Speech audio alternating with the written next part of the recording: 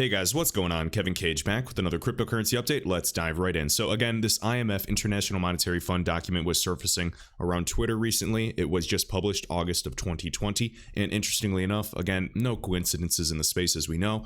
Ripple has been mentioned 7 times at least in this document. It's a 55-page document, and right here, as you guys can see, right here, Financial Sector Assessment Program, Technical Note on Supervision of Financial Market Infrastructures, Resilience of Central Counterparties, and Innovative Technologies. Now, something interesting again, I mean, you can see the typical points, Ripple, Calibra, different payment platforms, non-bank players, again, entering the space, incentivizing, again, adoption. The private sector is going to play a huge role in this. Even right here, Facebook Pay with these acquisitions and WhatsApp and expansion towards these BRICS nations. Obviously, there's a bunch of money to be made here. Whenever I'm seeing, Square, of course, Square is getting into lending just like Coinbase now. We know Brian Brooks, literally acting comptroller of the currency, is addressing, Square, PayPal. A lot of these groups are innovating. And, Visa, MasterCard, same thing. They are, the well-known brand names for now, but there stand to be a lot of people that really, level the playing field, so to speak. Right here, RippleNet, few players aim to challenge the established payment infrastructure. Brian Brooks himself said, again, Ripple with Chris Larsen, executive chairman, they can literally replace Swift, whether it's, in, end of year, 5 years, 10 years. This is inevitable, people. Whether you believe XRP is going to play a role or not, I don't know what to tell you. All you guys can do is obviously do your own research, decide for yourselves. I know exactly where I stand, and I know what seems to be too good to be true. And I've entertained everything, guys. Truly, I've had people that have only been researching XRP for a year come to me with every single conspiracy, and I promise that I've looked into it deeply. And the best thing that I can do is essentially prepare for, everything. Expect worst case scenario and pretend that we are going to go slow and steady the whole time. I do not believe in that, but again, to each their own. So RippleNet provides the software, the rulebook for a transfer mechanism. Again, all of their customers are directly regulated, hence they are directly regulated as well.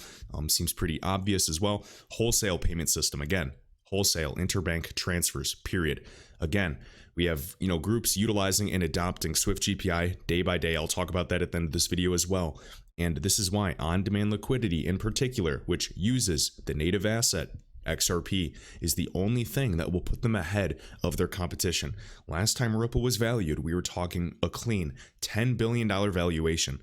Well, XRP's price is going to be going up, and yes, that has to do with the valuation of Ripple. It is in their best interest, whether they squeeze in an IPO by end of year, which is seeming, unlikely day by day. Some people believe they're still going to do it. Typically, businesses are already, going public by now, but 2020 has been crazy enough. You can't rule anything out. If not this year, I do believe that Ripple, Circle, Coinbase, a lot of these groups will be going public next year as well. So maybe this year is kind of a mini spec, low utility based bull run, and it's leading into the following year, just like pre-2017 to end of 2017, just like those two big bull runs, and nobody remembers the first one. Okay, again, talking about, FinCEN, as we know, Federal Reserve, and then basically the stuff I wanted to show you right after this. So RippleNet, again, not subject to specific regulatory requirements and do not need a specific license. Really, really interesting here as well. All right, so if you guys ever want to dig into this, again, MoneyGram, the second biggest money service business in the world, is utilizing RippleNet, is utilizing XRP, period. That should be, that should show enough. Comparing, what is it, thousands, 5,000 plus cryptocurrencies that exist today. Some will go to zero. Some are going to obviously explode for no reason. Some of it will be sustainable and some of it will not be. And to me, XRP will just be one of those clear survivors and winners in the future. Okay, so I really like this. So as you can see, retail payments and wholesale payments, they still have to interoperate. They still have to exist together. This is going to be huge. We can talk about with many groups. And again, CLS is continuous link settlement. Any foreign exchange market, they are processing trillions per day. This is well over 50%. The Forex market on the low end is, $5 trillion per day in transactions. I'm not saying XRP is going to do all of it. Is it designed to do that? Yes. Okay, so again, CLS, we can talk about partnerships forever, connections with, CGI, again, which has an intelligent gateway for Ripple. Coincidence? No. We can talk about, Finastra with their payment platform, Global Pay Plus, which is already integrated with CLS, which is already integrated with RippleNet. Again, Pay Plus is RippleNet enabled. We had Darren Moore. We had a bunch of researchers, XRP nuts. Several people discovered this as well, showed the documents. We've gone over it a lot of times as well. Okay, you can see Fed, ACH, we can talk about Nacha. Again, real-time payments, the clearinghouse as well. They have all the tech providers that are RippleNet enabled. We can talk about Fed now. Again, this is domestic. If you guys, want to entertain the idea of XRP having a domestic use case, it's not impossible considering, 24/7 and, paying half a spread and certain benefits like that, maybe less volatility and faster speed. But again, guys, I'm just focusing on cross-border international use cases initially. Perhaps the whole slow and steady approach will be true. And again, that is, in my mind, worst case. Now, please do your own research. Nothing's guaranteed. I am incredibly biased on this channel. Yes, I'm well aware of that, but I've done the research. And I'll change my mind if I see something otherwise. All right. And again, maybe we focus on ODL, on-demand liquidity, and then scale up and develop more of the liquid, illiquid corridors over time. And then we finally ramp up with bigger customers and higher transactions, perhaps. But I think that, the more this year goes on and the crazier events occur that were predicted, it almost seems like we might actually ramp up a little quicker than anticipated, but we'll see. All right, now what's interesting is, let me see, there are a few buzzwords. So DLT platforms in particular, obviously RippleNet is one of the most obvious ones. We can talk about IBM and WorldWire and, XLM's connection. And then also Center, and I know it's spelled with an R-E, Center Stablecoin Network. Guys, remember, in the previous video, and I've been digging in, I just watched like an hour video recently just talking about the Center protocol, all having to do with, again, Circle and USDC, the US dollar coin, all having to do with Algorand as well.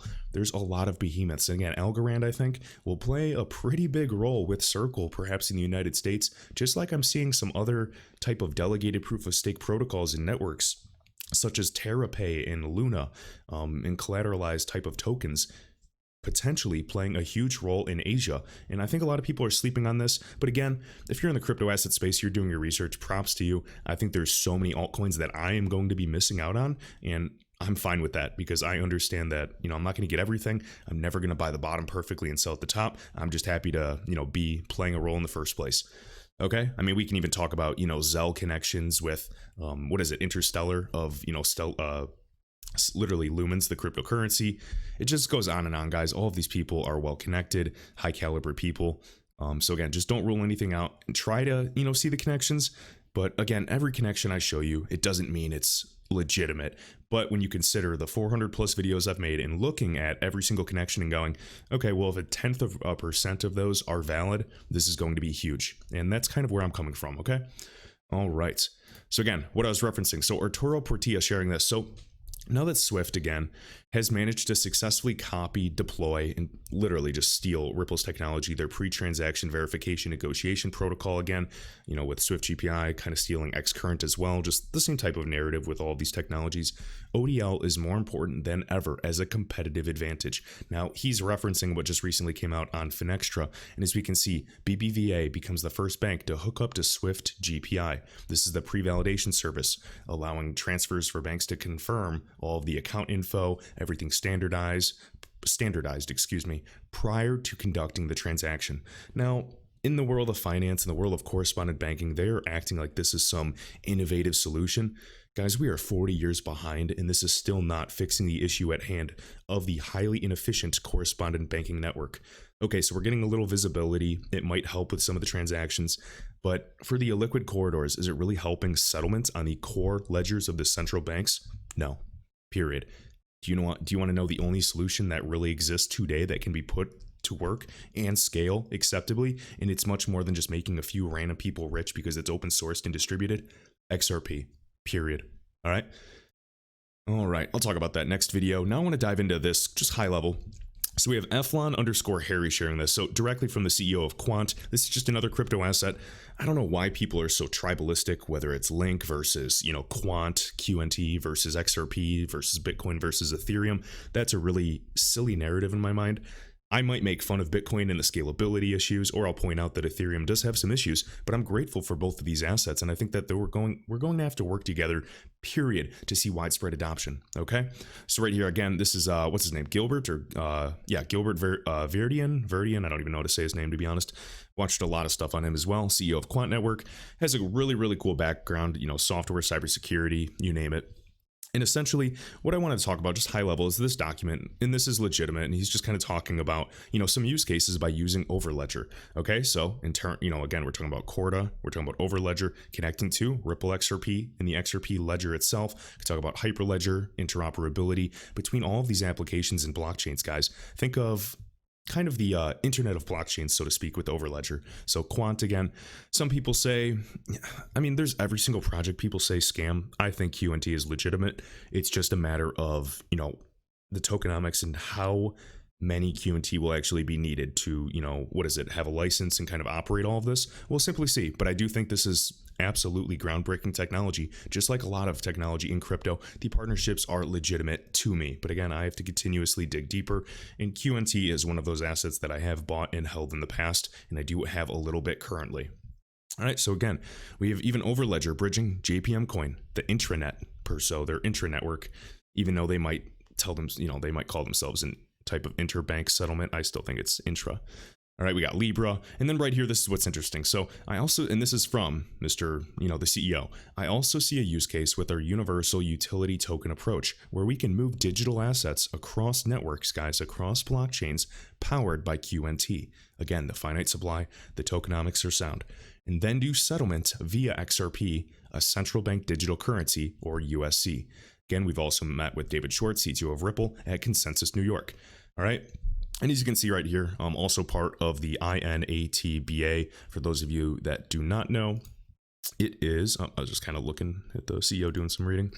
Right here, the International Association of Trusted Blockchain Applications. If you have not seen that previous video I did, showing that one document that Matt made, really, really cool, laying it all out, even showing, XTC, IOTA, Lumens, a few assets, including Algorand and USDC.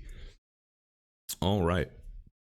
Almost done here. Just wanted to show this as well. I'm sure you guys, if you're in the Twitterverse, you've already seen this, but I thought it was worth mentioning and kind of pointing out. So Einstein 4 is actually pointing this out. Pretty wild to see the connections. And guys, I know this community has conspiracies and riddles, and yeah, it's fun to entertain, and it's not fun to entertain when things don't work out the way you wanted, or you had, different expectations. But again, I'm simply showing this because it is entertaining and interesting. So we know Amazon, AWS, connections. We can talk about Microsoft running a validator on the XRPL. And what's interesting is this. So we have a few keywords, and let me kind of briefly explain them. So we have Snowball, we have, AWS with the Snowball protocol, okay? Avalanche, Flare, as we know with all the news with Spark Token, and then Byzantine joke. And again, Joel Katz, David Schwartz, aka CTO of Ripple, did a recent Twitter joke, and a lot of people, whatever you guys believe, I don't care, I respect it, but some people believe that his messages are coded, and personally, you guys can laugh, but I absolutely do believe so to some degree. He is literally a cryptographer. All right, so just a few screenshots, and again, I was kind of just going through these links if you want to later. I'm just talking about AWS and Snowball, talking about Flare Network, and all the protocols, and utilizing Avalanche as well. And this is what I wanted to show you. So right here, screenshots he has. So Snowball protocol implemented on top of the gossip layer. Okay, so as we know, just talking a little bit about this. Now we can see Avalanche architecture. Okay, talking about the virtual machines, consensus. Okay, DAG optimized, just kind of catch-all terms we've seen before. All right. Custom chains, blah, blah, blah. Now, Flare Network, and again, right here, as a distributed network running the Avalanche consensus protocol, adapted to federated Byzantine agreements and leveraging the Ethereum virtual machine. Okay, so interesting that they're all connected. And again, pointing out to Bearable Guy 123 with this picture that he released a long time ago. With XRP, kind of the snowball gathering momentum, and it also looks like an avalanche. All right, so just wanted to share that for fun. You guys take it as you will. I'm sure there's going to be some dislikes on this video because I even showed this. I couldn't care less. All right, and then last but not least, just wanted to point this out. So as we can see, guys, on newindianexpress.com, just a few other players that we're seeing. So T-Block Accelerator shortlists 30 startups for further training. So a few names, obviously R3 Corda, personal favorite. This platform, I do believe that Corda will be utilizing XRP in the future. Can I tell you exactly when? Absolutely not. But I think that obviously Corda's integration with Swift GPI, and Corda literally named XRP for settlement. It can do it with any asset. It's a level playing field. We know that the winners are, it's being designed. This battlefield is designed to be a level playing field so that truly the best technology, the best crypto assets, the best, tech can win. If you're forcing something to win, or Facebook tries to force, Libra to be the new currency of the world, it's because they'd be afraid or intimidated that their tech would not win without forcing it down someone's throat. This technology is going to win on a level playing field. So I'm really believing that it will be XRP for obviously a multitude of reasons. And I think my reasoning is sound when you're combining some of the biggest news ever with what Flare is working on, guys, with smart contract capability. And obviously this will not affect and congest the XRP ledger. This is going to be huge. I honestly, like this month, I think in particular, minus price, I've never been more certain in XRP. And you guys might be rolling your eyes, but please just assume after, a good 3 years, almost over 3 years now, I've seen all I need to see. It's just a waiting game, and patience takes a long time.